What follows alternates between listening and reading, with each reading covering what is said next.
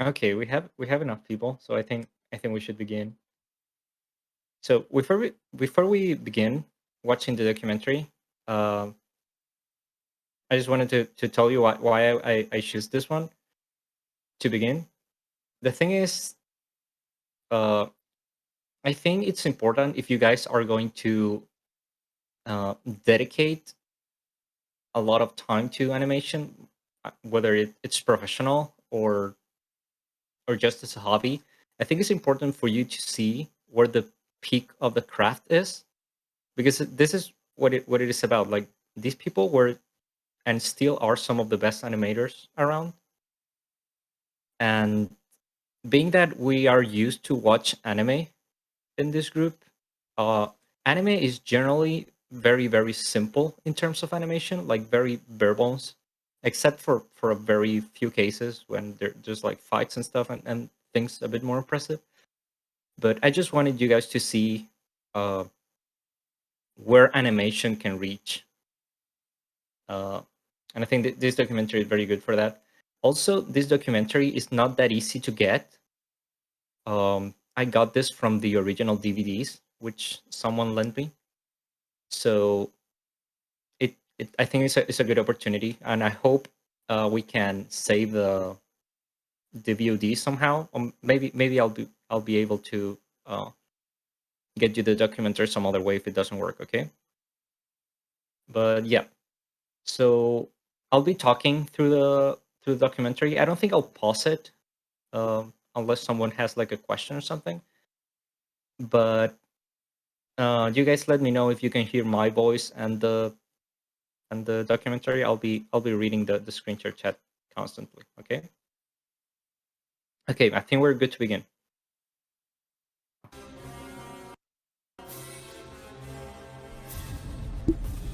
Yeah, it works. Can you? Sorry, what? Yeah, it works. We can hear both the Ah, VLC and 2. nice. Are the volume okay?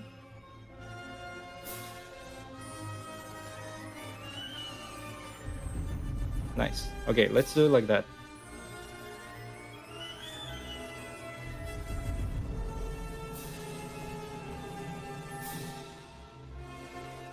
He wanted to create the greatest animation film of all time, but it didn't happen.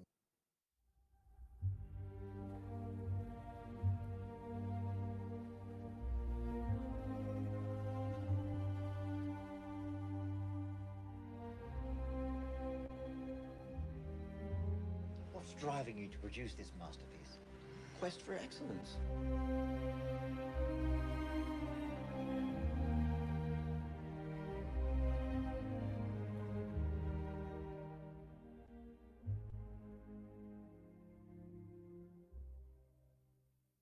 I actually started at Richard Williams Studio back in 1968, around about the age of 17, possibly just going on to 18, and crazy about animation.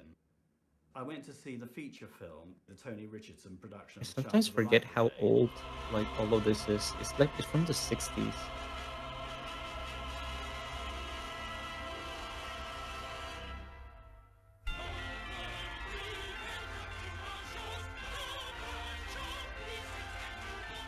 I was absolutely mind blown when I actually saw the animation on that.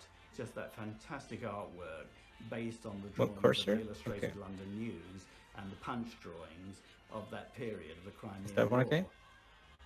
And I just thought it was just so superb that literally I'd got a Maybe I can get portfolio rid of together soon after seeing that film, the leaving that borders. portfolio. And by about midday of that same day, Richard Williams called me in to have an interview. I don't think And I can. by the end of the interview, I actually had the job and started literally a week later. I'm Dick Williams. I'm originally from Canada. I came to England in 1955 to make one animated film, and I ended up with my own elaborate business, Richard Williams Animation Productions, Limited. Richard Williams, good morning. Oh yeah, I was I very got interested in rid of working in this studio and had the nothing thing. but Nice. admiration for what I had seen of his work. You know what this is? It's the first animated thing I did. I animated this bird in history class when I was 12 years old. My history teacher was a bird photographer, and they Can didn't you mind as long imagine as I animated birds. animating like that at 12 years 16, I old? started painting, and I lost all interest in animation. But at 22, I took it up again and made my first complete film, The Little Island. It's a half-hour satire on idealists. 3 little men on an island, each with his own rigid, fixed idea. This man, for example, has his own private vision of beauty.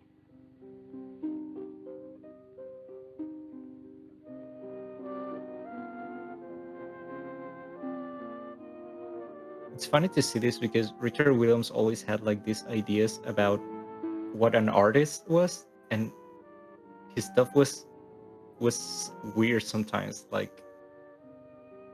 kind of what we consider like modern art Last today, year, we like began kind to of feature film titles. um, kind of pretentious or like artsy. It's funny to see it.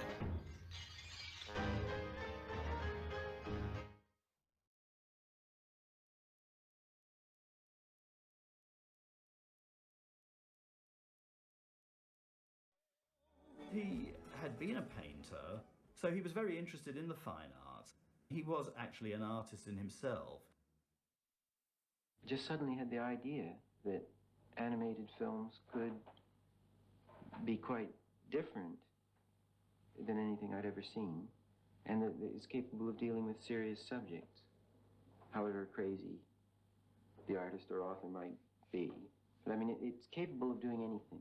See, anything you draw or can make a sound for, anything you can conceive, if you can actually paint it or draw it, you can put it on film, animated film.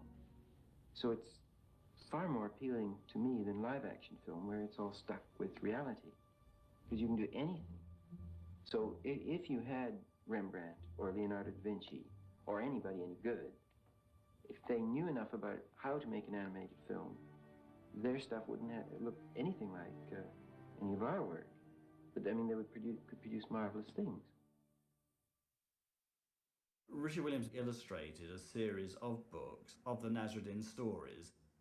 They were translations from very early Persian folklore. They were kind of moral tales. I think they all ended up with a moral, basically. They were kind of one gag, for want of a better word, shorts. And that's really what it was going to be. So it wasn't a mass of laughs a second. It was really leading up to one moral answer to each problem that Nasruddin faced. But interesting, very interesting stories. I just found them brain breakers.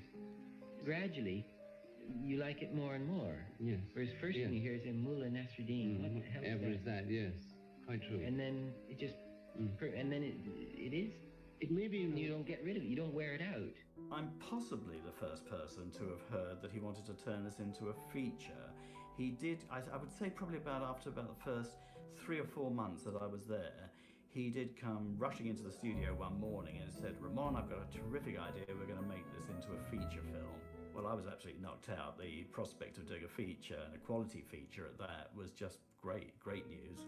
Dick was doing the story about worthwhile people who aren't the smartest maybe in how they do everything, but it's better for them to succeed than the damn villain, like Buster Keaton or Charlie Chaplin or somebody like that, and Harry Langdon. We began right away going to the British Film Institute and seeing Chaplin and seeing Harry Langdon. We were having a wonderful time. It's basically little sort of witticisms, which weren't witticisms. They were just this really rather stupid mullah who wandered around with his donkey, and the thief usually was following him around. The thief himself was really just a sideline character that was just stealing. The various character didn't items change at all throughout the storyline. But from he here didn't to really the play to the a movie. prominent It's role. exactly It the was very same. much the stories of Nasruddin. Idris Shah translated these stories from the ancient Persian manuscripts. It was his brother, Omar, who was actually acting as Richard Williams' producer at the time. and we used to see him almost every day. He was in the studio I quite actually often. thought about like showing you guys, and I'll talk while this happens because it's kind of useless. Uh, I actually thought of showing you the movie first, but the versions that exist are kind of incomplete, so it's a bit tedious to watch. Even though the movie is beautiful, it's not something that you sit there and enjoy for like the whole length of the movie, If because it you is were happy with incomplete what you were and doing, it's things kind of would go bumpy. very smoothly for So that's both the the reason animator I and didn't show you himself. the movie If he first, wasn't but happy with you'll what see you a were lot of good doing, animation here. life could Still get a very little good. bit tricky. He wasn't an easy person. Bread is a substance which is for the purpose of nourishing people. It is, in fact, a food.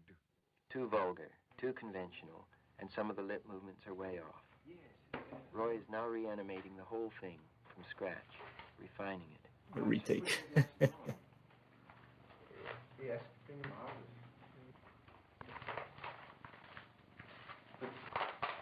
Yeah, that's more like it. It would take a second, wouldn't it? I mean, you can 1,000 watt. Where? And it's funny that you can tell like what year this is happening because the characters are super UPA. Do you guys remember what UPA He had a is? terrible reputation, and he could be the best and the worst. It was it was Usually that Greek period of was, animation where the he was characters very were nice to kind have, of geometrical replied to himself and above very all, flat. to everyone else. Well, And, it's very if you didn't sort of very cut evident it, in then their he animation. wasn't backward about letting you know what he felt. But he encouraged fantastic work from all of us. You wanted to strive to do the very best you could, and it made us all into pretty good professionals eventually. So, why? Roy's version is clearer and fits the style of the film perfectly. Bread is a substance which is for the purpose of nourishing people. It is, in fact, a food. You met loads of experienced animators, designers, layout artists, background artists. It was the place to be. I was given the great privilege of assisting the great Ken Harris, who was over here working on Dick's feature at the time. He had been at Warner Brothers right from the day when it was known as Termite Terrace. He was probably the chief animator, certainly on the Coyote and Roadrunner series. I think he also did Pepe Le Pew, had worked on Bugs Bunny himself. So he really was from the golden age of animation. And to suddenly find myself working with somebody like that was just mind-blowing. It was wonderful. And of course, Roy Nesbitt. That's Roy the guy Nesbitt was there I mentioned when I joined the studio. the past Before that, he had stream. worked on 2001 for Stanley Kubrick. They sort of bend it and Roy twist it. Nesbitt, one of the best layout You know, artists just messing around till I feel ever. how I want my drawing to go. Yeah. And this is the result of one of these, my efforts here, where I fell it out the middle, and the camera will be at the same field, panning up. Roy Nesbitt really admired Dick Williams. I mean, Roy would do anything for him, and Dick didn't mind asking. He was a perfectionist. He was an artist. He was a perfectionist. He had this tremendous desire to do this feature, almost fanatical, I would say. Sometimes the only way that I can get to actually animate is to work at home. I have a complete animation set up upstairs, and Kathy, my wife, often sits there and reads while I work. Usually, she doesn't interrupt me. She seemed to be quite a shy, quiet person, but when I was working there at the very beginning and working with Dick, she used to actually come into the room, and he would just say, "Oh, can you just wait there?" And she would sit on the sofa whilst Richard Williams was finishing a job, and that could go on, you know, 3/4 of an hour or whatever, and Kathy would just be sitting there waiting. It must have been difficult for her, because probably she didn't see him very much as a result of working long hours. It's incredible to me that a lot of this material still exists, like these very old films. Like Richard Williams is way older than Miyazaki.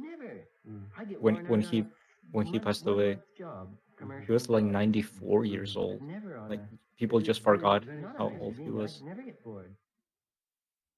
It was a self-financed project, so really all the revenue that was being made on television commercials or feature film titles, It was literally coming out of the studio's pocket. The first big project we worked on was Christmas Carol. I mean, Christmas Carol, we worked 48 hours non-stop on the last section to hit the schedule.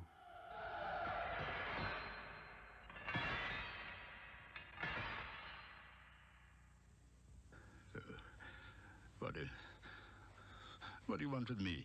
March, you don't believe in me. I don't. Because you may be an undigested bit of beef, a fragment of an underdone potato. There's more of gravy than of grave about you.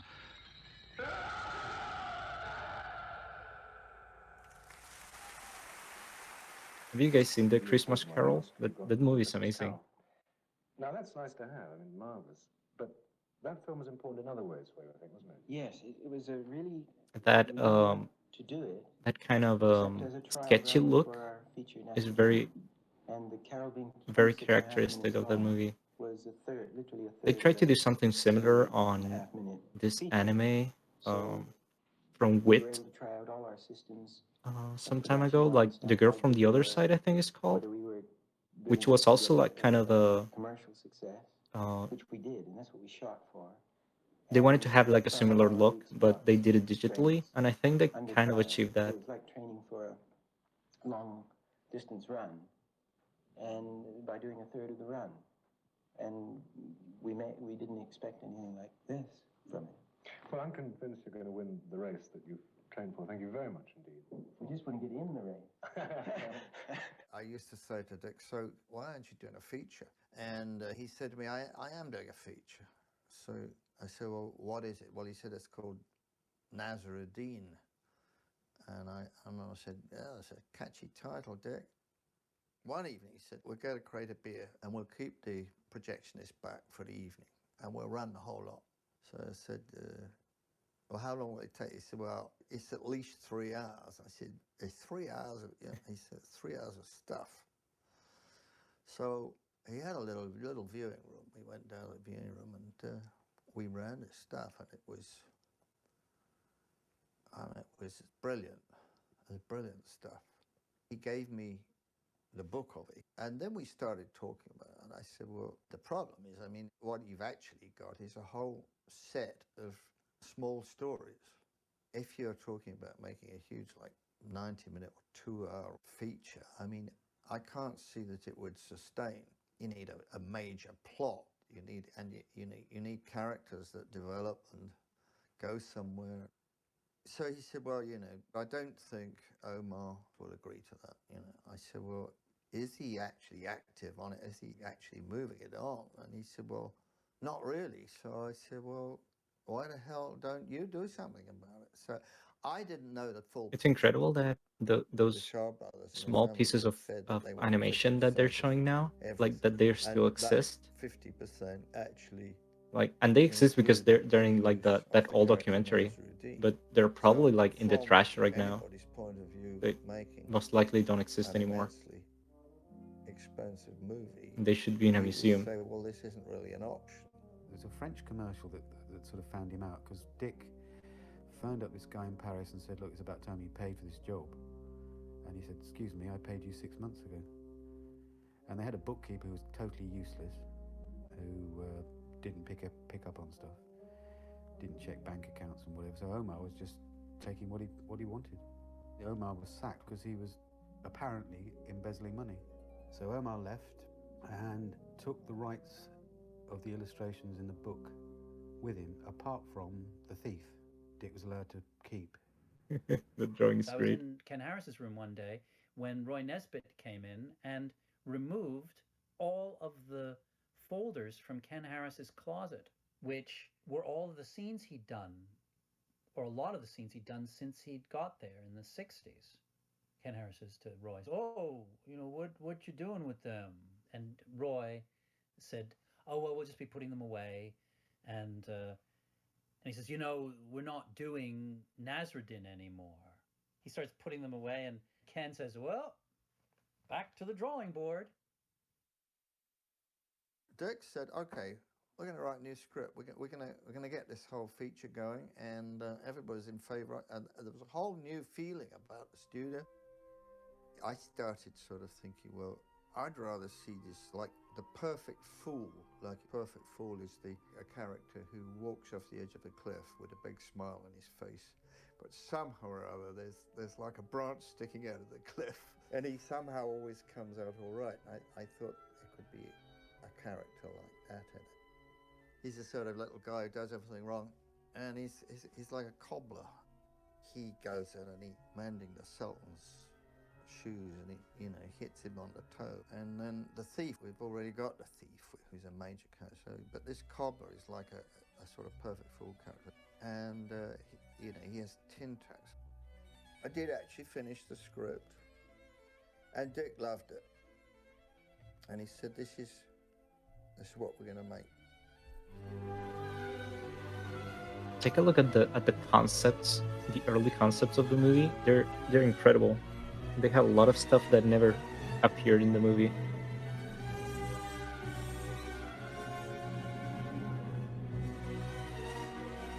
And some very primitive versions of the characters. And that dragon that never was even mentioned, it would have been very cool to see it.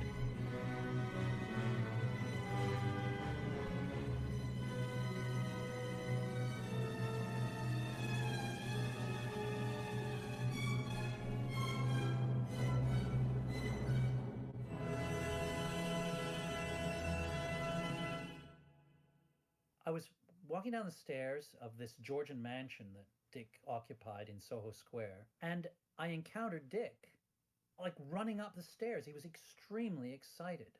He said to me, "The cobbler, the thief, and the Grand Vizier." Well, of course, I didn't know what he was talking about. What is it? And he goes, "The cobbler, the thief, and the Grand Vizier." And like, as somehow I should know. And he says, "It's the title of the feature." He says, "What do you think?" And then he ran off to Sergio Simonetti's office. Dick goes, "The cobbler, the thief, and the Grand Vizier." And Sergio goes, "It's great, Dick. It's great. It's great. It's great, Dick. It's great." And Dick backed out of the office going, "Yeah, you think so? Yeah, you like it?" And then he just ran off somewhere to tell somebody else. At that point, when he reorganized the studio in 1973, and we started working on the script, there was a huge delight feeling within everybody at the studio that at last we're going to get on with it. We're going to turn this feature, get it moving, get money behind it. It'll happen. This will be a very exciting thing. But it didn't happen. In late 1973, there was a big economic problem, and we were all called down into the boardroom, and they announced that they were going to take anything they could get. Any job they could get, they were going to take it in commercial. They weren't going to be... That sounds so familiar, especially if you're worked on any animation studio. Like there's always that period when you just have to take anything they offer you, like any kind of animation job. Like that. Anyone who has worked on a studio has gone through that. So I think he was always in this tug of war between should I make money or should I do art for its own sake? But then who isn't? I always did my personal work while I was doing commercial work to get the money to do my personal work. So instead of going out and buying a yacht or whatever, or getting drunk on it, I would go back to work and do my personal work, because that's the reason I'm doing it. I mean, I wouldn't choose to spend my life. I think I've made over 2,500 commercials or worked on. Well, that wouldn't be my choice of a life career, or doing fancy wrappings for feature films or making little shorts. I mean, naturally, you want to practice your craft. Well, the money comes from the commercial activities. I always remember Roy Nesbitt, who was the fantastic layout artist at Richard Williams. He always said to me, "You will never experience anything like this ever again." He said, "So remember that and make the most of it while you're here." And he was right. Art Babbitt came over and did his famous lectures. Now, this part is great very, guy. I very mean, he was important the only guy I think who'd ever punched Walt Disney. because knocked him this down. is the He did the mushroom dance in this is the Fantasia. prototype of what the survival kit is, and you'll notice that it is the same exercises and stuff.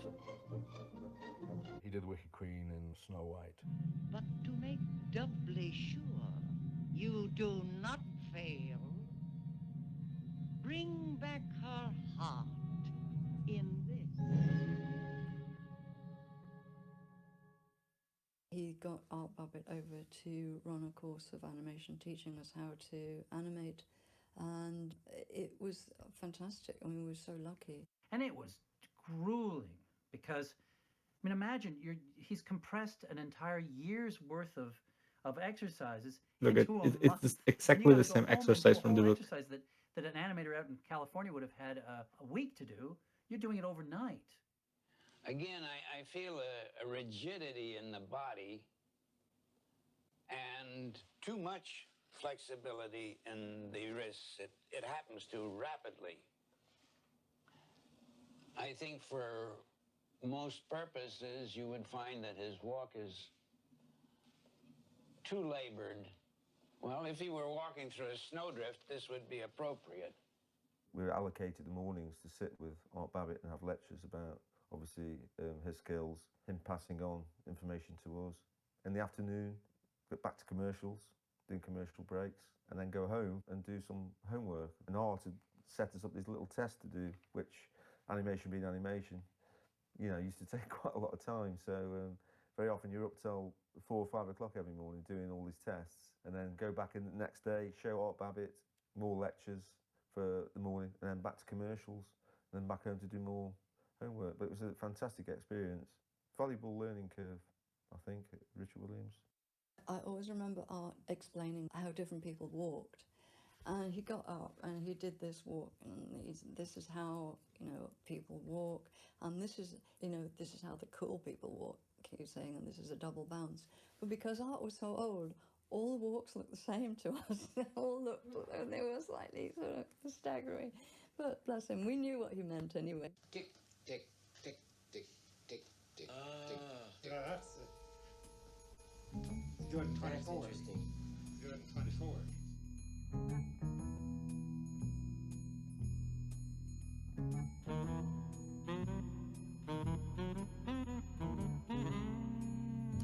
Some of the stuff might look a bit simple or kind of funny when they try to explain it, like moving to the rhythm or center stuff, but this is actually very difficult to do. Like some of the exercises in the survival kit that have to do like bounces, for example, when you're walking, like double bounce, triple bounce, they're not that easy to do. They're actually very complex. Art wanted it to succeed, really believed in Dick. And from his perspective, from his knowledgeable perspective, Dick was doing things that weren't being done anywhere else. There came a time when natural resources became so precious that men were forced to Some of these commercials are also like kind of impressive because they have some effects like that, which I don't really know how they did it.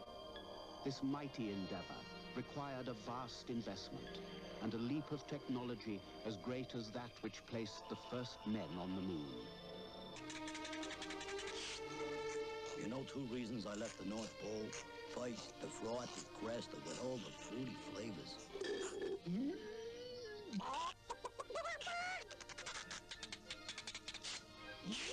Second, I ain't too hot on the ice, man. Some of the work that they were doing at Dick's was beautiful. I mean, it was animating oil paintings for a couple of commercials, and the quality of animation was, I thought, very, very high.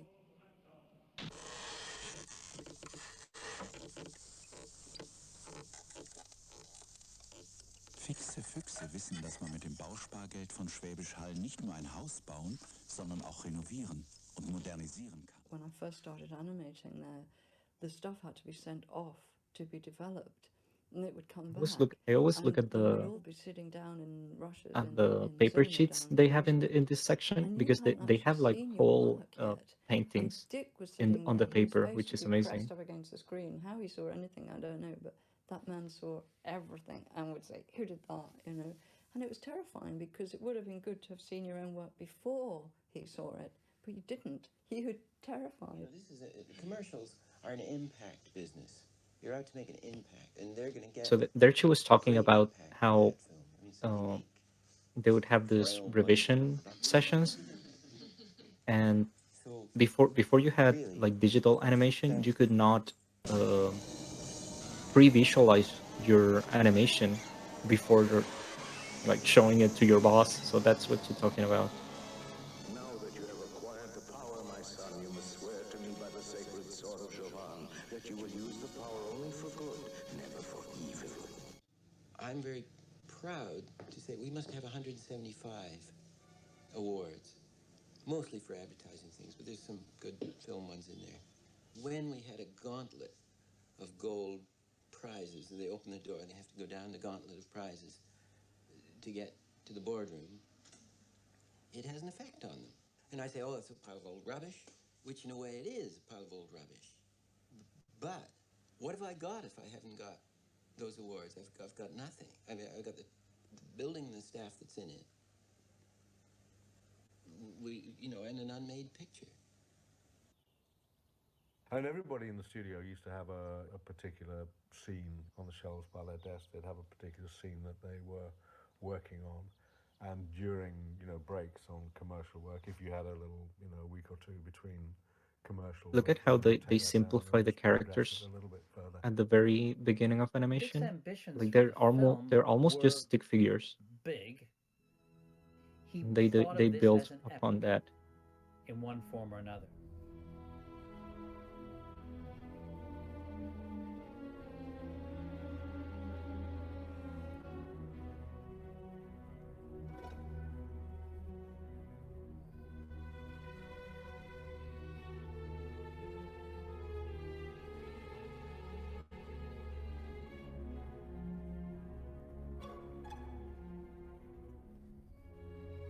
Look at the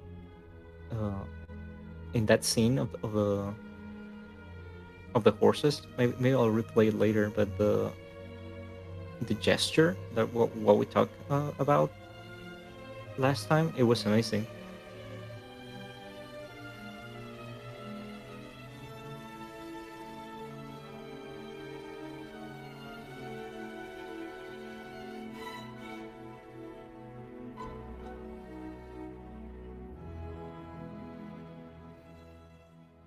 So when you compare Dick's film to Warner Brothers, Disney, of course, there are a lot of comparisons because he wanted to do that, but he wanted it to be something far beyond that as well, whatever he saw as being far beyond that. I have power over people, though they may appear complex. This is probably the most famous cut of the whole movie. Look at the cards. I control the depths.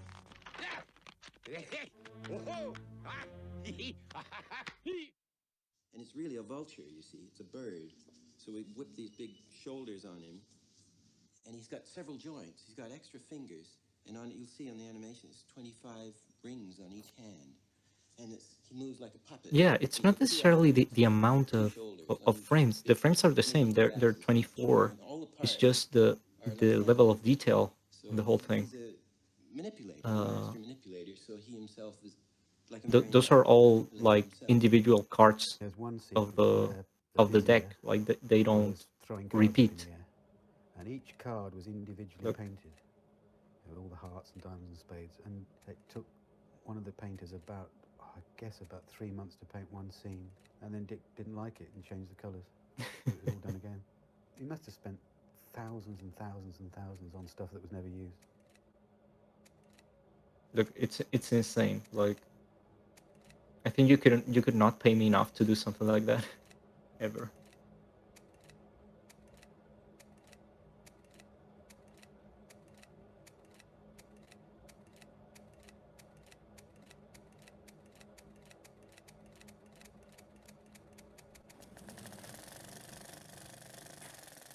It's a remarkable medium. You can do anything. And you can change it, you see. And if you're playing a chorus, if you're improvising on an instrument, you have to do it then, that's it. But with this stuff, you can just keep fixing it. You can improvise, you can plan it, you have total flexibility with animation. I think Dick looked at things that if it was harder to do, then he wanted to do it that way. It's just the more pain and energy that was involved in doing it, it would get you something. It would yield you something special on the That screen sounds very that Miyazaki. other people Like, weren't doing.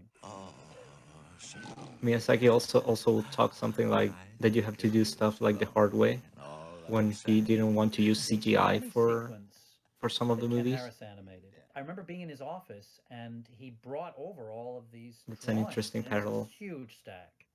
He says, you know, that scene almost killed me. And he was serious.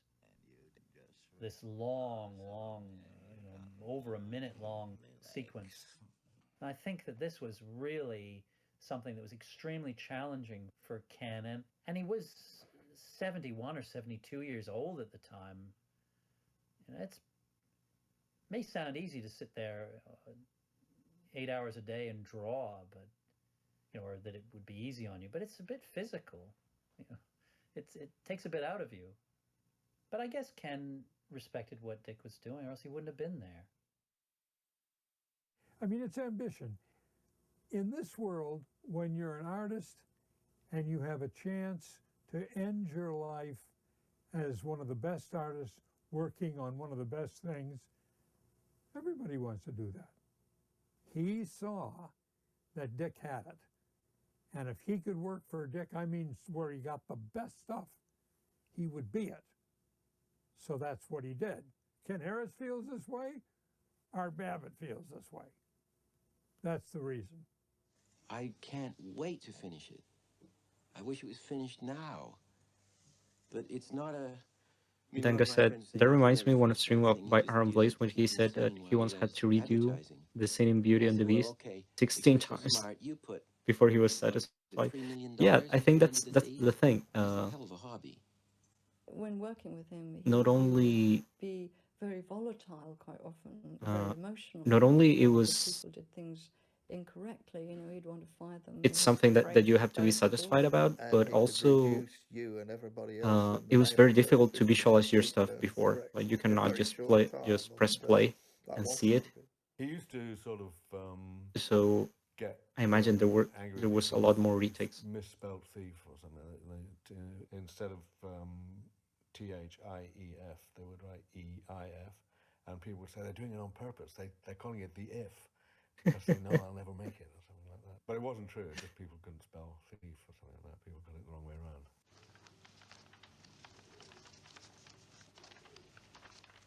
Are the hands okay? I don't know.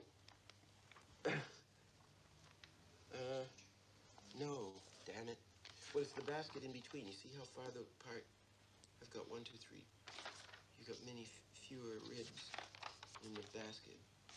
Like there's 4 ribs and you've got 3. 4 ribs, 3. Then you go back. By the way, I'm gonna pause it for a second to show you something funny. I guess Look at the first. Have you ever tried to flip an animation like on paper, like he's doing there, like with a stack of paper? It's actually pretty difficult. It's tough. There's a certain way you have to place the paper on your hand to make it kind of work, but it's not easy. I ended up buying some big like clip that like bites the whole stack of paper, and that actually helps a lot. So now I clip it with that, and then I can flip it. But I remember my teachers at university would just put it on their hands and they'll just do it very easily. But it takes years to get used to that. And the other things I want you to look at, in a lot of scenes of the studio, they have those markers in the background. Look at the set of markers. They're like Copic, but very like primitive. So at the end, I'll tell you what those markers are, because I actually researched it a bit. Okay, we can continue. You know, it was frustrating for him, as it is for anyone who delegates work, to actually get the other people to do what you're wanting. And I'm guessing that was when he got it right, when he got the right sound that he wanted, or the right. It makes it look so music easy. that he wanted. He was very grateful that you put the effort Look, in. that's how they used to visualize like stuff. They had to transfer it to tape first to film. That's it. Yeah. It's insane. That's it. And then, yeah, that's it. That's what I've been looking for 2 years. Well, he was totally dedicated to the studio, and I guess his personal relationships suffered. I mean, basically that fell apart because he was rarely at home. You know, he saw his kids rarely, only when Kathy brought them into the studio. I think that Kathy probably had enough, but I don't know. He did have this affair with this Margaret. I think he married her. He did tell me, he said, Margaret those is drawings. rewriting the story in verse. So I said, does she have any experience of doing that? And he said, she's going to do a great job. Someone And saying, I seeing lost how touch primitive with things used to make, In fact, I completely lost touch. used to be, made me Some appreciate the were a tools bit we have nowadays. bemused Yeah, by the fact like that he kept sometimes you changing the you script. you get lazy I mean, that was and you ongoing don't for want to 10 do years I stuff was like there. And to when I finish your left, cut he or was animate. still Then I just imagine how saying difficult it was to do it you could never get before time on off. under these conditions. I mean, my wife had meningitis, and he wouldn't give me time off to go and see her. So I had to go in my lunch hour to see my wife in hospital, and that was basically, I guess, what turned me on to thinking about working for myself. And I suppose, to be honest, I was fed up with working there because it was, you know, the pressure was just mounting all the time. The more experienced you got, the more work you would sort of thrust on your lap. Art Bad was a very practical person. And Art thought about Dick, that Dick was saving animation, that he was saving the art, that it was falling into an abyss, and that Richard Williams was the savior of animation. He was saying that it was this building in London with these people working in it that were going to save the art of animation and take it beyond where it had been. Art said we've only scratched the surface of what animation can do. Because it's a craft that will die unless something is done to keep it progressing. And animation has not been touched yet. We're really at the very, very primitive beginnings.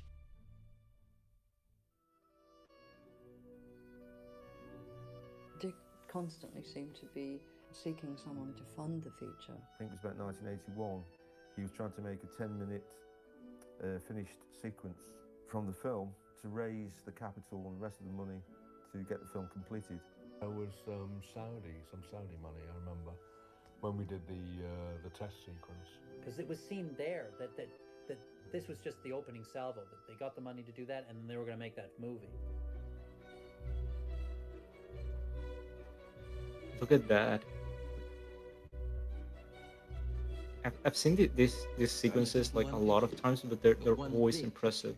With all the stuff I know packed in, like a triple-decker sandwich. It's just jammed.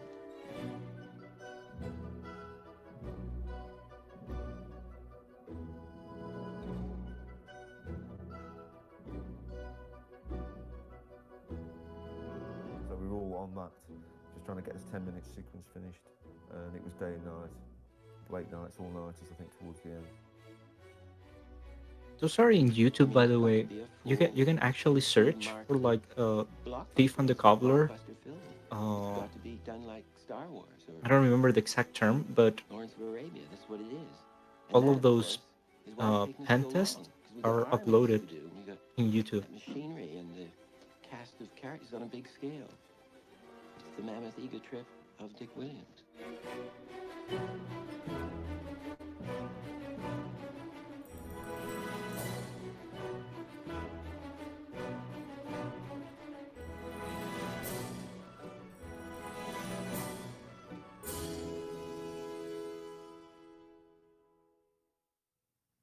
I was in Rushes one morning, and it was the first time I saw it, and I just had my mouth open.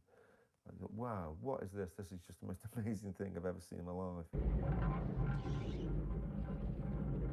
I think one of the things that impresses the most, like apart from how complex everything is that everything is in 24. Like everything is in 24. And we're totally not used to that. Like we kind of forget sometimes how good 24 looks because we watch too much anime.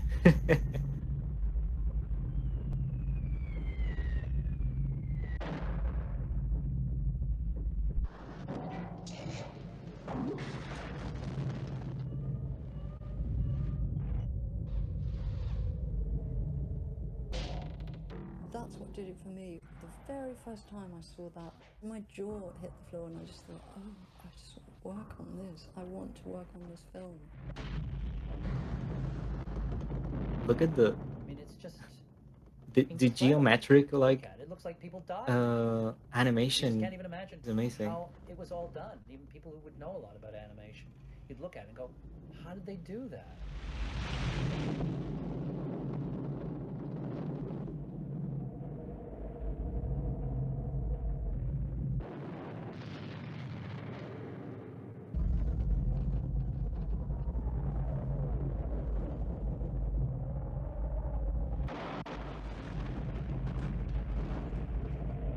Yeah, right. Dango is saying the perspective is so good it looks like CGI. Yeah, I think it looks better. It looks better. One thing that happens with like you try to do like perspective animation by hand is that I remember coming to Russia. that and little it wasn't there. imperfection that They has just left the makes it look better than CGI big because board up. CGI is We just didn't get the perfect. money, and so we all sat there with our heads down, thinking, "Oh, you know, that's a shame."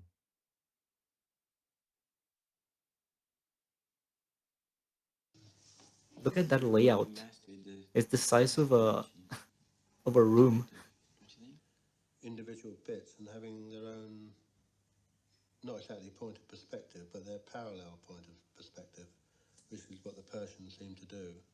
The last 3 years, we've been trembling on the verge of getting full finance. We've had some finance, and we finally produced the budget, which is £10 million or $20 million, which isn't ridiculously enormous for a movie, but for original material and an animated film, it's a big risk. It means the thing has to gross $60 million it has to be a hit.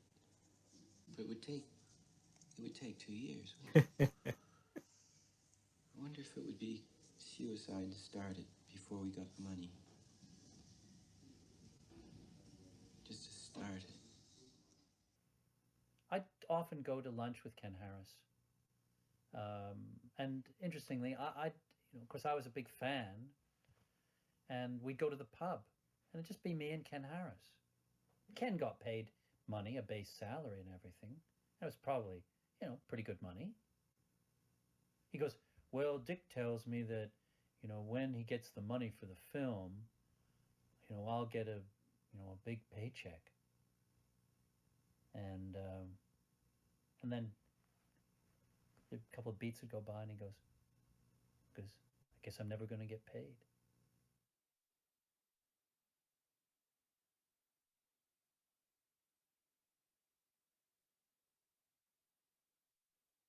Well, the studio had one of the most impressive show reels around.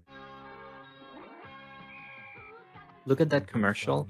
Even today, it is difficult to make 2D characters look okay when mixed with real life people. Which meant that we could put shadows and tone work onto animated characters mixed with live action, which previously you hadn't been able to do. I think that was a commercial that the Spielberg organization saw. See, Steven Spielberg had started getting interested in what Dick was doing at that particular time, because Steven Spielberg was he was into animation, and he'd seen a clip of The Thief and the Cobbler, I think a scene from the battle sequence, and obviously this idea of making Roger Rabbit was kicking around, and I think he came to Dick to see if he could do a test sequence for the film, see if it would work, because it was the first time a camera had ever been panned around when you got animation and live action together. Roger, what the hell are you doing here? I need a place to hide. I'm in trouble, Eddie. Then why'd you run? You haven't noticed. I'm a rabbit. Right, and you're not gonna get away from me again. This time, are ya? Of course not, Eddie. I would never... It proved that it could be done. And the rabbit's like, doesn't want to go back in, and Hoskins is pushing him down and straining him. And I said to him early on, I said, look, I'll be your pencil. You know what you want to do. I'm your living pencil. Tell me and I'll draw it. So that's how we worked.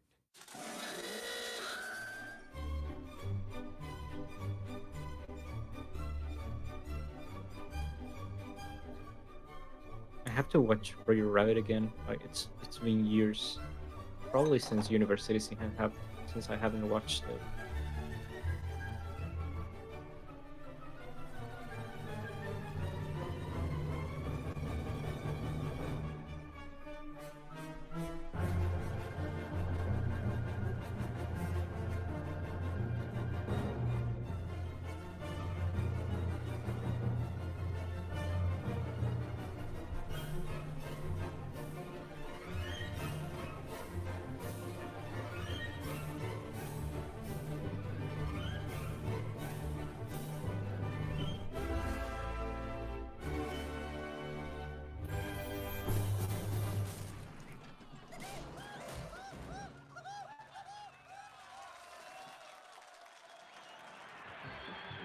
Please welcome Richard Wheel.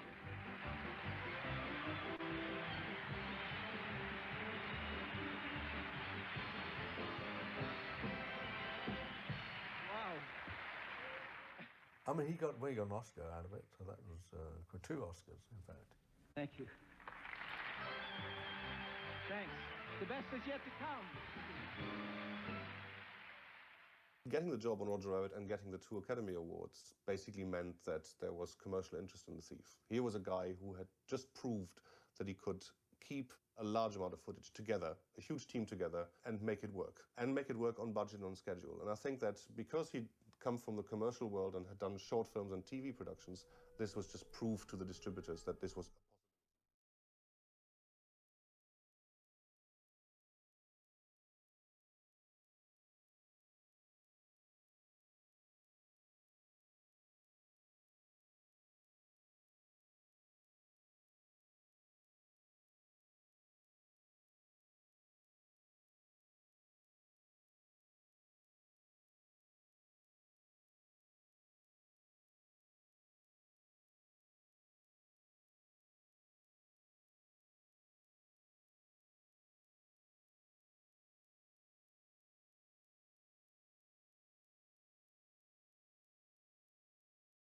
I've seen a similar like You heard furniture that in Dick Ghibli. Williams had a film Like it's and he'd been specially working made on it for like animation cuts. And so it already had a sort of bit of a legendary status. It was a bit mythological, so it was a surprise to a certain extent to hear, hey, it's actually happening, and there's people going to work on it.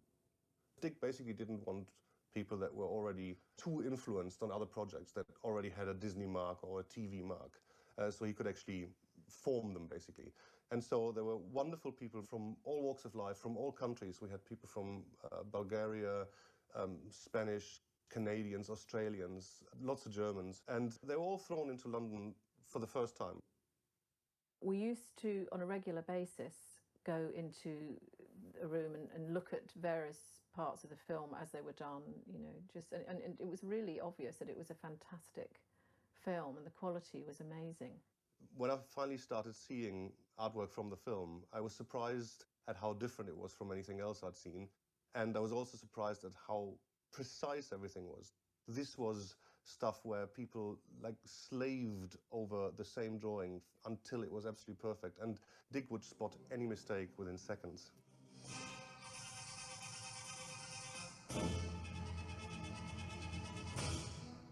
That cut is amazing.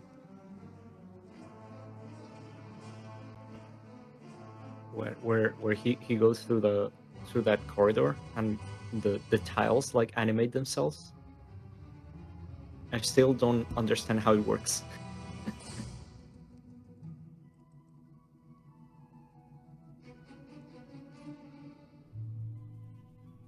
He was doing things that you had never seen, like rooms rotating, a camera following people close to floor level, like flying That through one is buildings. also insane. Like all of that was totally unknown in animated films. So he was almost trying to reinvent the animated film, and having learned from Roger Rabbit, where all the backgrounds were moving because they were live action, he was now trying to do the same thing, but all in drawing. Incredibly elaborate shots. No computers.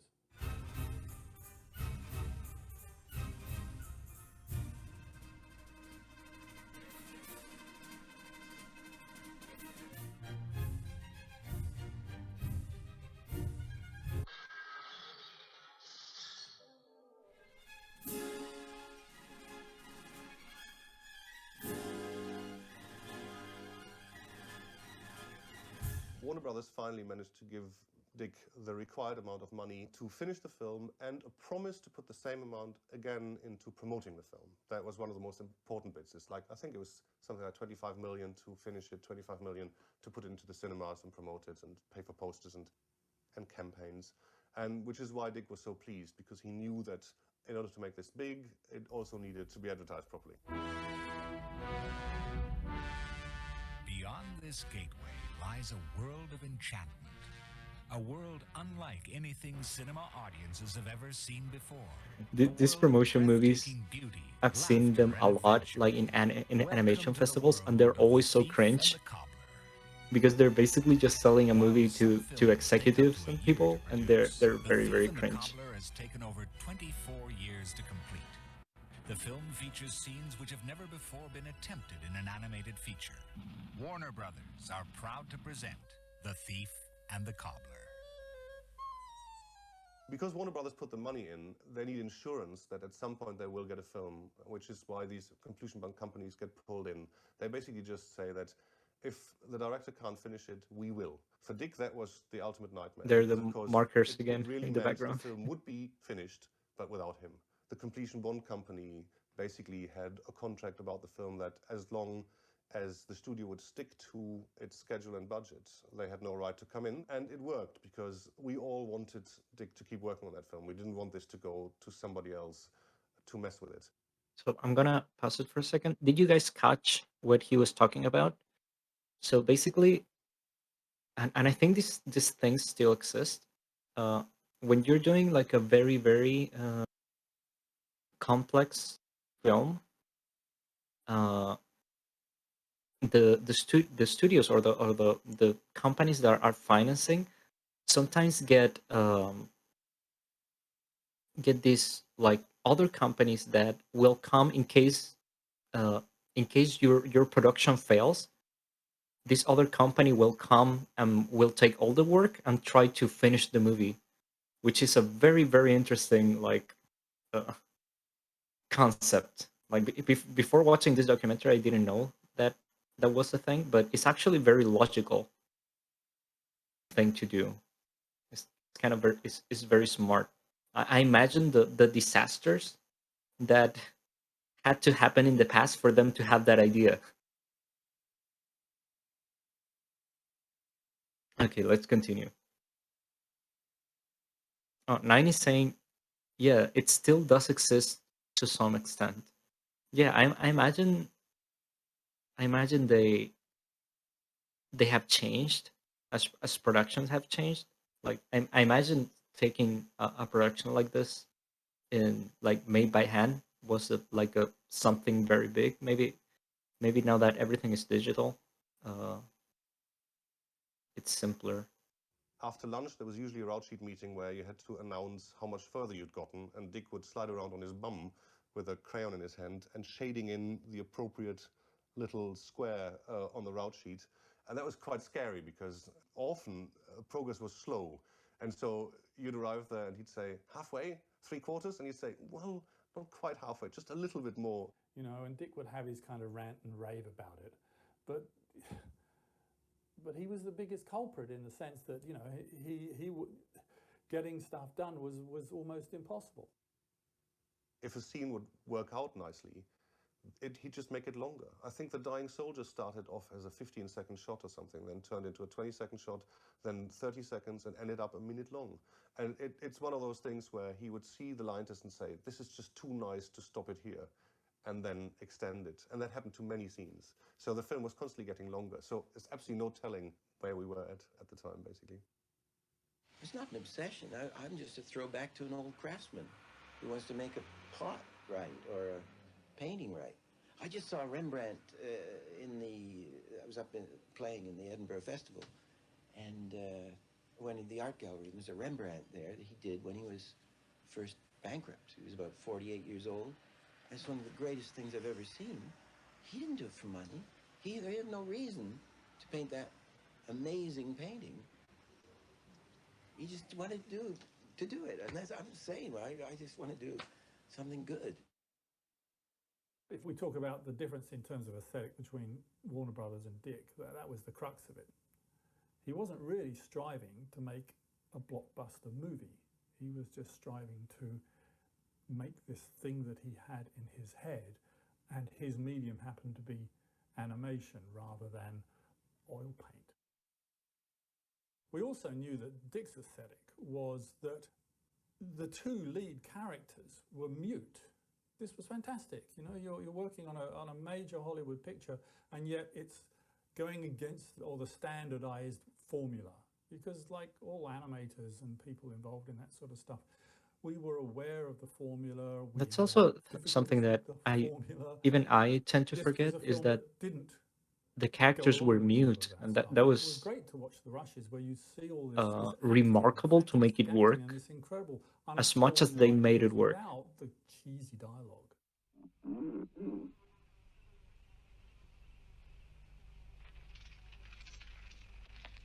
At the time, it was sort of Hollywood wisdom that you couldn't make an animated family film that wasn't a musical. Dick was completely against the idea of having songs. You know, it wasn't going to be a kind of a Disney musical style animated movie. Well, Alibaba had them 40 thieves. Scheherazade had 1,000 tales. But master, you in luck, 'cause up your sleeves you got a brand of magic never fails. You got some power in your corner now. Yeah, we were very aware of Aladdin, and we were very aware that that they had ripped us off. Everybody's just staring at That's everybody an else interesting going, theory. "Please." I have no way to prove it, Very, but very inspired by The Thief. You know, like the design of the vizier, whatever that. it's character interesting is when in they Aladdin, compare like the characters, and they actually design look of alike a the lot. equivalent character in Dick's film, and you'll see that Disney just stole it. It's as plain as the nose on your face, except Dick's had been around for 20 years, and many animators in the world had passed through that studio, and every animator in a studio takes away the stuff that they've been working on and takes away mementos. So, you know, obviously it had gotten out there, and Disney just took it. What can you do? You just have to acknowledge that it's a form of flattery. Look at the comparisons. It's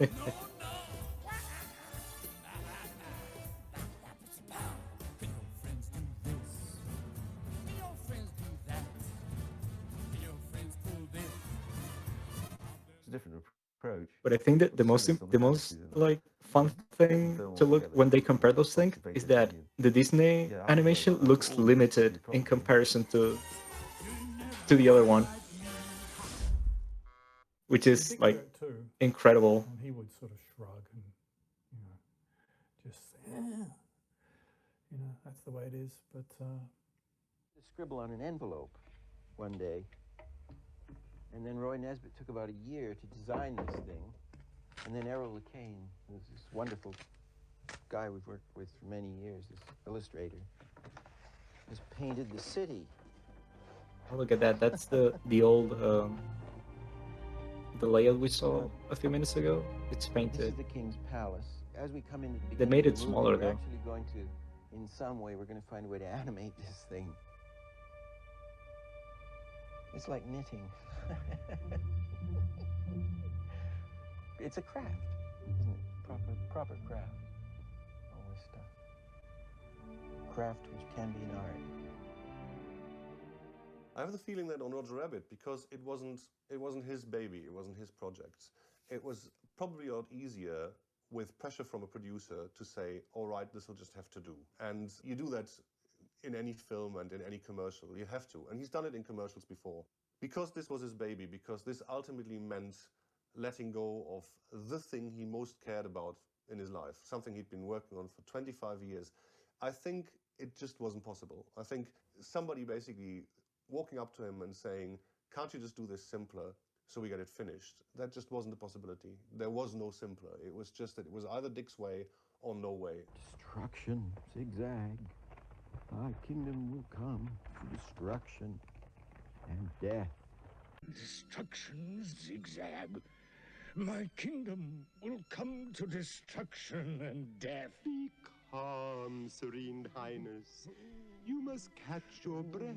What I love how they add those lights to the You'd always jewels. be amazed after going through maybe 50 or 100 cells, and then you'd see it on the rushes, and it would just be. I wonder if that was on All the that work. Sometimes on the it's like 5 timesheet, seconds, or it was it's just amazing. the Who comp knows? guy that did it. You know, and I was on that for maybe 3 months, solid.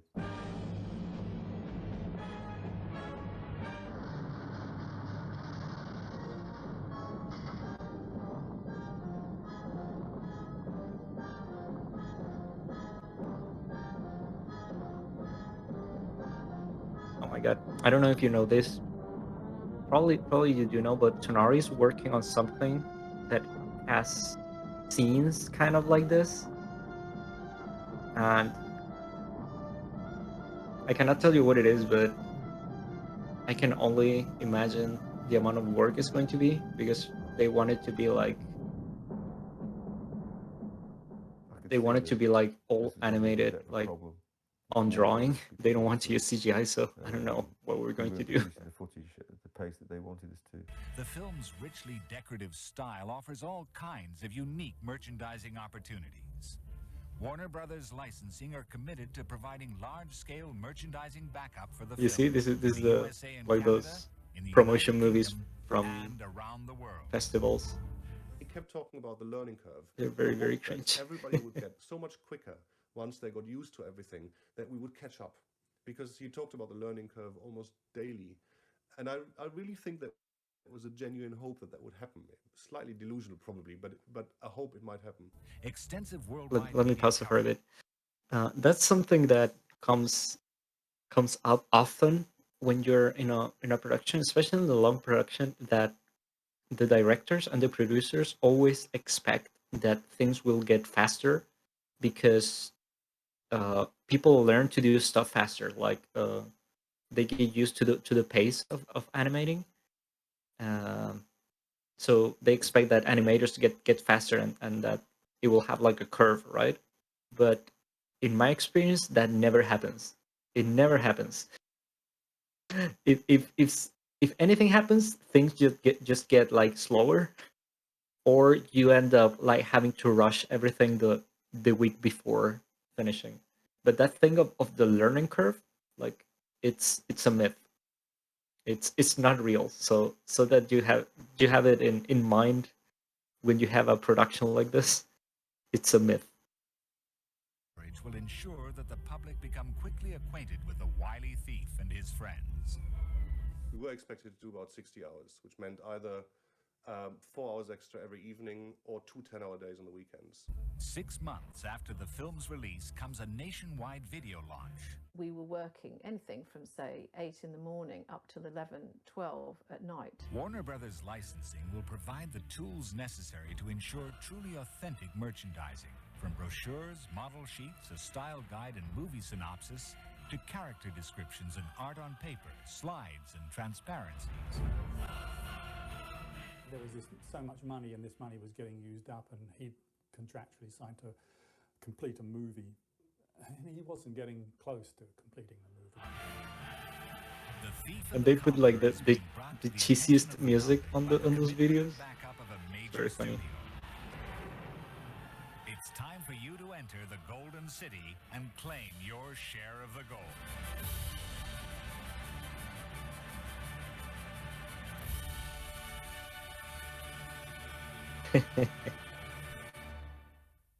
Yeah, I don't know if you guys have gone through to animation festivals at all.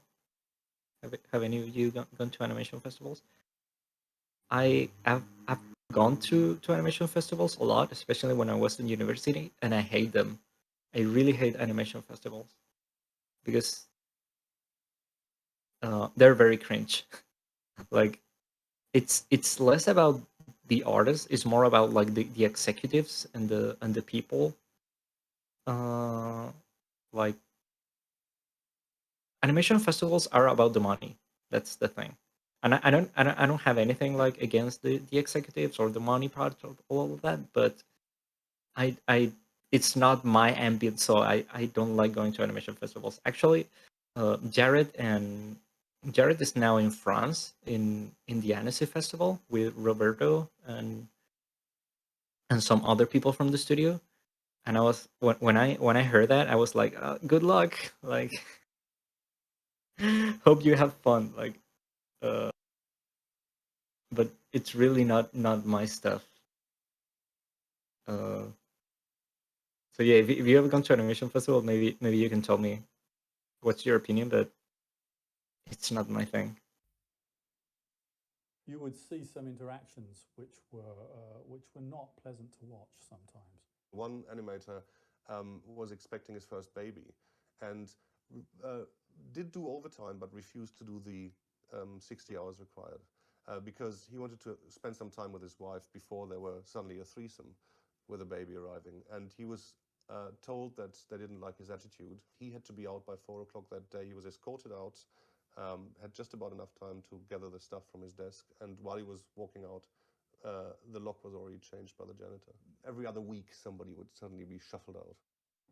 But the major thing that I remember, the really big shock, was when I learned that despite having all this money thrown at the film and all this time being spent on the film, that Richard Williams had never completed the storyboards for the film. And that did strike me, particularly in someone as experienced as he was. It struck me as quite extraordinary. It just seemed incredible. When we really started to realise that something was afoot was when Dick started to storyboard the movie at the end of the movie, which Yeah, is that's kind of way of doing the it. most shocking And he was like creating revelation of the whole storyboard documentary. frames, Like, and to know they were that the bits that Richard we Williams hadn't done of the hadn't movie. finished the And he storyboards was when kind the of movie filling was it in supposed to be around all these incredible sequences, so being that he could completed. at least put together a cut that told the rest of the story. And I believe that quite a lot of the film, there was far too much and of this incredible quality, but then there were huge gaps in other areas. And indeed, if you haven't really done the storyboard, you haven't really worked it out, even if he had it in his mind. You know, other people wouldn't have known. We found that we'd made 95 minutes of an 87-minute movie, and we hadn't done the story bit yet. And eventually Warner Brothers kind of cottoned onto this fact, and that's when, you know, things got a bit nasty. There were people from the Completion Bond company swanning around towards the end, checking schedules, being in the studio to actually see what was going on, because stuff on paper is different from if you actually experience exactly what's going on in the studio. We were told, you know, go on holiday now. It's coming out of your holiday pay, and you've got to be away for a couple of weeks. So that must have been when a whole lot of shit was hitting the fan at some point. But then we came back, and then it was really over. When I came back, desks were being cleared, blinds were up on the windows, things were gone from desks, everybody was, you know, in a big uproar, moving around. The studios were being stripped of stuff. Huge amounts of fantastic material was being taken away and being dumped. At that point, we knew that Warner Brothers had effectively pulled the plug.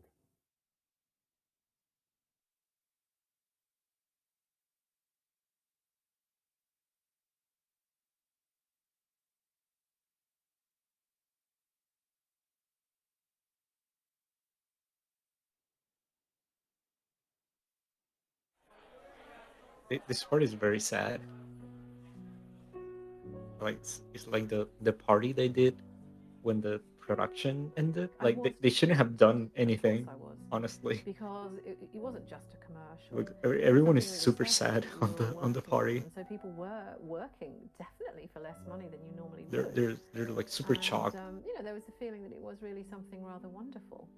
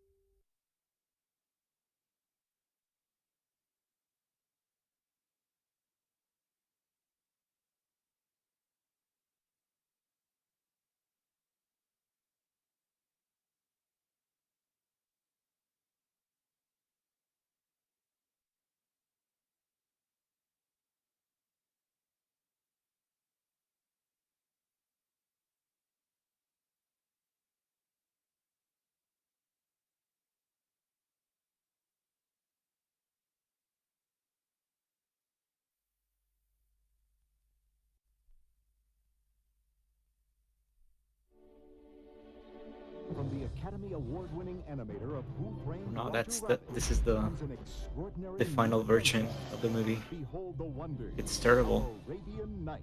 Journey to a faraway land guarded by magic. We are safe from any threat as long as those 3 golden balls are on the minaret. Where a wicked wizard schemes to steal the throne. The world is mine to take. And a thick-headed thief paves the way for disaster. The balls are gone! Now, only the courage of a beautiful princess. Are they put music on it? The determination of a humble shoemaker. What is your name? I'm Tack. And the help of Have some voices. outrageous new friends. I am Ruthless, the chieftain. Can save an enchanted kingdom. Oh my god. I'm actually surprised that they bothered to add all of this content, and they could have just tried to finish the movie as it was, but they went and edited the whole thing, which to me is very weird. It's a very weird decision. Animated motion picture created in widescreen cinemascope in over 3 decades. Featuring the lyrics of Oscar-winning songwriter Norman Gimbel and the voices of Vincent Price. Gentlemen, what a delight. And Jonathan Winters. Good morning, Arabia. Arabian Night. Arabian Night.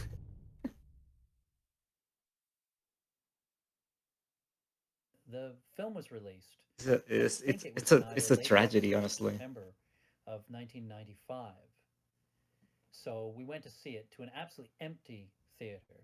I think the only other people in the theater was the man who wrote the music for the songs. I think he'd gone to see it. It was one of the first performances of the film. And of course, you can tell which bits are done by Richard Williams and which bits aren't. I mean, the bits that are done by Richard Williams are involved, have a certain quality to them, and the bits that are done by everybody else are sometimes competent, but they don't match up. It just had The difference is remarkable. that other people just, I don't know how they would have ever figured out how to do it anyway, even if they cared. A lot of what I remember wasn't in it, and a lot of the stuff that was in it had nothing to do with any of the material I saw getting made. So it was pretty obvious where the filler was. Plus the aesthetic was gone because they did everything they possibly could to homogenize it into a regular Hollywood-style animated movie of that period with a lot of really forgettable songs and, you know, cheesy love interest and all that stuff that for some reason is expected to be in these movies. And of course, everybody was waiting for the huge climax at the end, the battle scene. And I think most of that was cut out I watched it at home. Even the Yeah, I almost burst into like tears when I the saw the that. cover is Yeah, I was heartbroken terrible. because it was just a mess, basically. We all said, you know, well, that's it. He's going to die now because he just. We all thought that that was the main reason for him animating. You know, that was his baby. In 2000 or 2001, I went to the grocery store and they were giving away copies if you bought a box of Kellogg's cereal. And in there would be one of 3 films. And I thought, That's wow, it's that's come to like the that. biggest insult that they could have done, What kind of like film would putting it on be a if he had finished it? on a cereal Could box. he have finished it? We'll never know. I'm not sure that it would ever have been a commercially successful movie. And I think that's because he doesn't really do narrative. Narrative in the sense of, you know, of an overarching story. He did sequences which have fantastic kind of storytelling elements within them, you know, but not a plot. That cut is amazing. I've always It's wondered kind of why it making is like sequences of on a things circle. You know, you say an experimental piece. So I think it It's was a it's whole great. bunch of sequences searching for a plot in the end. And it's just And like a there pencil was never test. gonna really be one.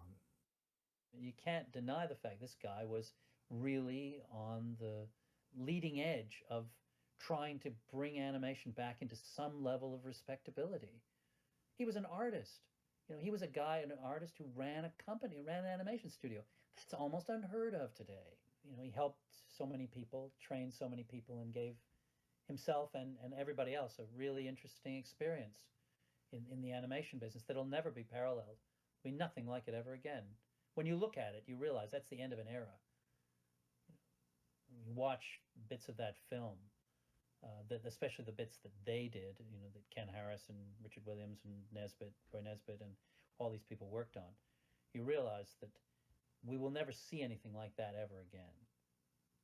I guess Dick probably still regrets not ever having finished it, but you know, like all of us, we've all moved on now, and I'm sure he feels the same. He's moved on to other things now. They were great days, but you know, we're in now.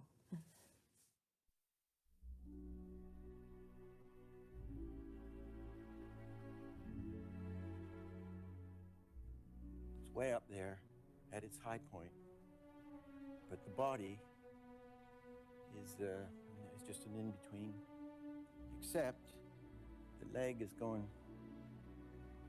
right up here in the strut. Right.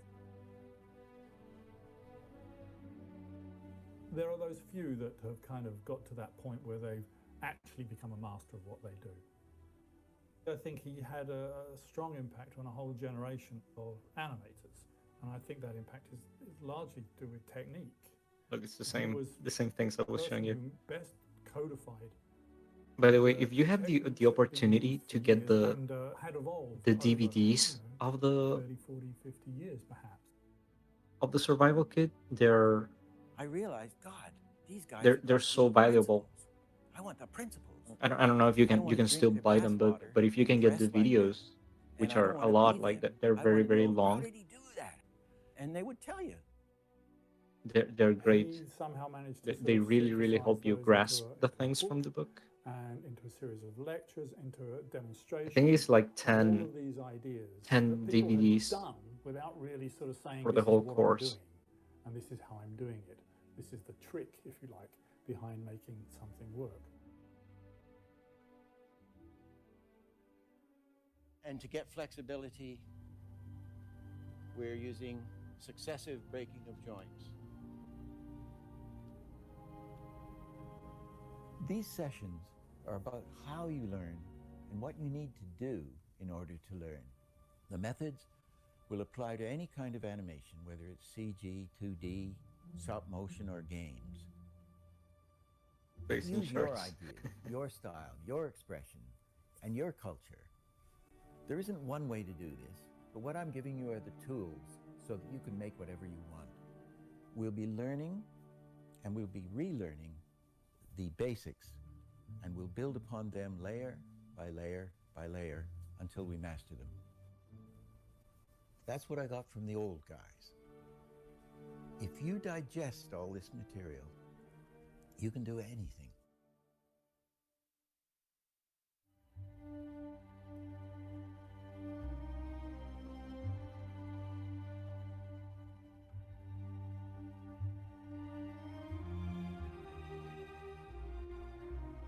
I still haven't been able to find that movie, like Circus Drawings.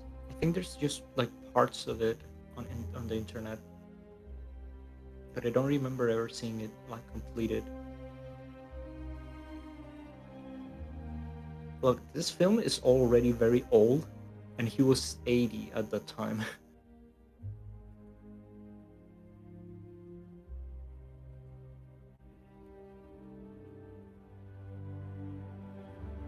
Okay, that's the end of the documentary.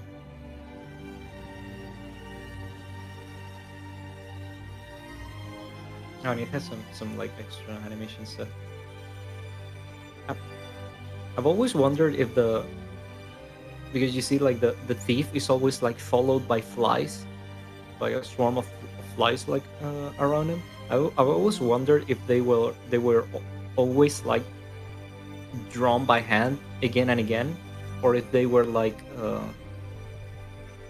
a bank animation that you could just copy paste over him all the time.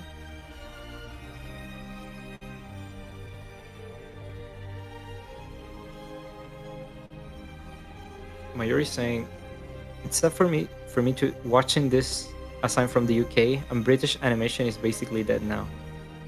Yeah, I think like Western animation in general is kind of dying.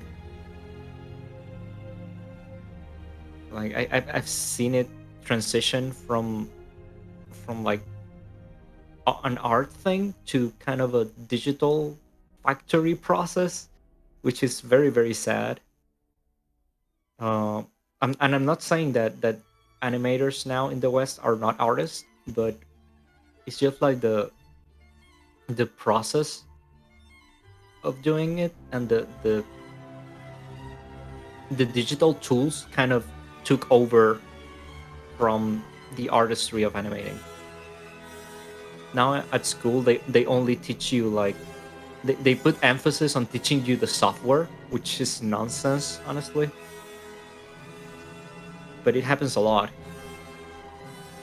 Look at that cut with the mountains and stuff.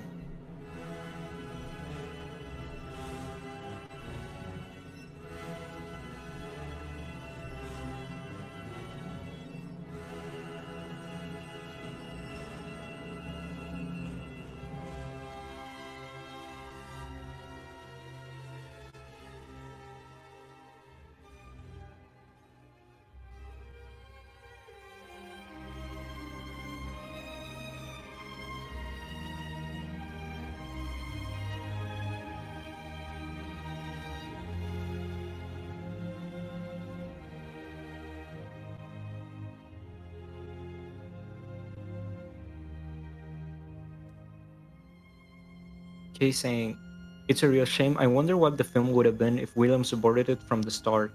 What would have changed or what would have stayed the same? Yeah, I wonder that too. The thing I think what happened is that he boarded it, but he just kept changing it. Because that's something that happens with like super like creative people. They cannot resist on improving their stuff constantly. It's the same with Miyazaki. Miyazaki also boards the stuff at the end. Like you can see the documentaries. And they're always rushing because he hasn't finished the storyboard, and it is because he keeps changing it all the time. Mayuri saying time saving is seen as more important. Yeah, but the thing is, a lot of the time you waste now in modern productions is because the animators are not actually trained as animators. They're trained as software handlers. So you could at least spend some time training them on drawing and stuff, so that they don't make all the mistakes that make productions waste time.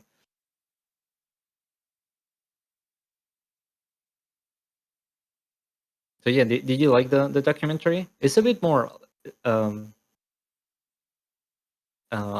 maybe slow and reflexive, but I think it's important that you guys can see like some experiences from the past, like both good and bad, because this whole thing, like it's also useful to see all the mistakes they made and to compare it to the situation you might be having in the present, because I see this and I see them in the same situations that have been sometimes at studios. Like it's the same, like even if they were at this super high level at the time and they were all experts and very experienced people, they made the same mistakes that we do now. So I think it's very useful to see that. And yeah, there's a lot of details and stuff that are fun to go through. Like, do you remember the markers that I show you? I actually was kind of obsessed on finding out what markers they were using, because at that time I was like collecting money to buy some like Copics and stuff. So I saw those markers and I was like, wow, what they were using at that time. And they end up being some. No, they're not alcohol pens. They have like a, I don't know how to pronounce this, xylene or something like that. Xylene. It is a very toxic, very toxic substance that they used to use to make renders. Like they are supposed to be way better than alcohol markers. Like all of the people that you look at the internet, like people who used to design like cars and stuff, they were used for that. They say that they really miss them because they are way better than Copics. Like the way they blend and stuff is way better, but they are very toxic. Like they say it was, you had to use them with your window open because it was basically unbearable. Those that they have on screen are called Shark Pack. That's the brand, and I think you can still get them because they're on Amazon. But I don't know if they are exactly the same, because I heard that like people miss them, so I don't know if they are the same. But yeah, that was just my short-term obsession of finding out what they were using at that time. And as I told you, I think in YouTube you can still find the pencil test of all the pencil tests they showed. Let's see.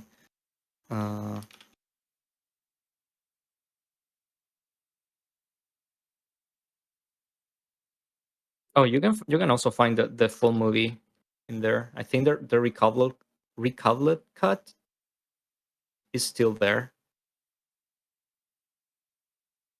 Yeah, if you search for Thief and the Cobbler pencil test, there's a lot on YouTube. They're very fun to watch. They're very interesting. But yeah, that because of what I told you, that the actual movie or the best version of the movie are unfinished. They are very hard to watch. Like, so that's why I think we should not watch it on stream, because it will be kind of awkward. And I also have to solve the issue of the sound, which I'm really sorry. I didn't remember that Discord had this problem with the sound of the apps, but I remember Jared solved it once, so I'll ask him how he did it. And I don't know. It will depend on Dango if this will be up eventually. If not, I'll do my best to maybe try to give you the documentary for you to watch. I don't think I'll get arrested or anything for doing it, but we'll see. I have no idea at the moment. Oh, you recorded? Nice. Then we'll have to edit the parts of me trying to search why the sound is not working. Yeah, but it's always glad that you guys liked it. I hope it was useful, that you guys got something from it, and I'll see what we can do on the next stream. Maybe we could like do one-on-one, like one watch along and then one more practical stream. Maybe that would be nice. I'll have to think what could I show you. Maybe we could do like a drawing stream. I would eventually like to do like layout with you, to do an actual cut, but I'll have to search for something that we could use that I can show you because everything in animation is very NDA. Yeah, but it will probably pop up on the topic pools and stuff when I get some ideas of what we can do for the next streams. And if you guys have any ideas, you can also post them there, like something you'd like to see for both like practical and watch along streams. And in the meantime, I'll try to fix the stream problems. So yeah, like if you guys wanna keep talking or wanna have some questions, maybe wanna rewatch some part of the documentary, I can stay for like 10 minutes, and if not, we can finish. Maybe I'll just go back a bit and look at some interesting stuff. See what we have.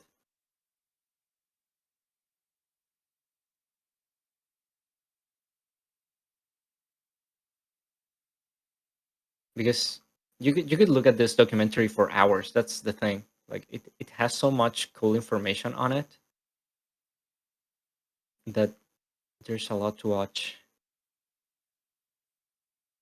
Nesbitt, who was the fantastic layout.